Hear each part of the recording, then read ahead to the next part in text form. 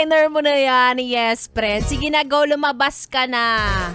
Sandali, umuulan, di ba? Oo nga, nagkakalimutan tayo. Bakit ganon? Ha? Pusturang-pustura ka pa rin kahit medyo mahangin at bumabagyo na sa labas. Umuwi ka, bumalik ka. Pinauwi.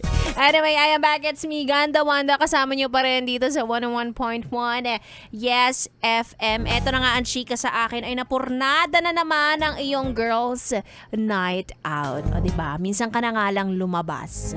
Napigilan pa ng pag-ulan. Huwag ka mag-alala. Baka naman kasi hindi ka talaga pinapalabas ng universe.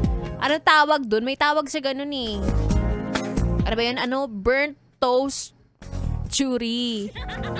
Diba? Na kaya may mga pagkakataon na hindi mo nagagawa ang isang bagay kasi may mangyayaring hindi maganda. Diba? Yung mga simple minsang delay. Nako!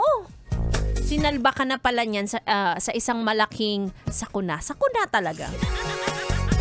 Kaya wag na. Yung mga signs na halimbawa hindi mo mahanap yung wallet mo, mga ganyan. O kaya naman, nung saktong lalabas ka na ng bahay, biglang malakas ang ulan. Diba? Huwag ka nang gagawa ng paraan at sasabihin mo na hindi, may payong naman, may kapote naman, diba? May susundo naman sa akin. Minsan sinasampal ka na ng universe. Naku, wag mo nang ituloy yan, nak. Nak, nakakaloka. Pero masaya ako dahil tinuloy nyo ang pagsali sa ating promo. Kahit parang medyo labag sa loob nyo na mag-react na nandidiri kayo sa mga ex ninyo. Very good kayo, very good talaga kayo. Kaya naman alamin na natin kung sino nanalo sa ating pera-pera lang yan na promo. ACS! Pera-pera! Pera-pera lang yan! ACS! Pera-pera! Pera-pera lang yan! ACS!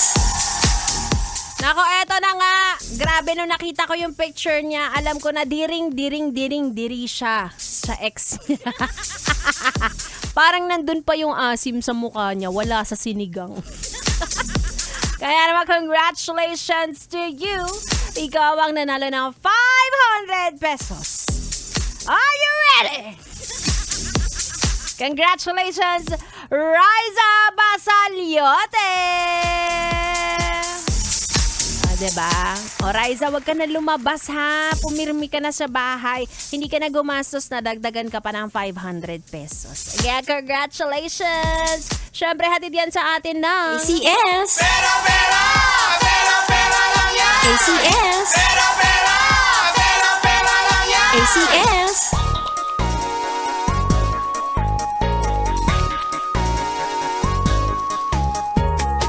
Oh yes, friend.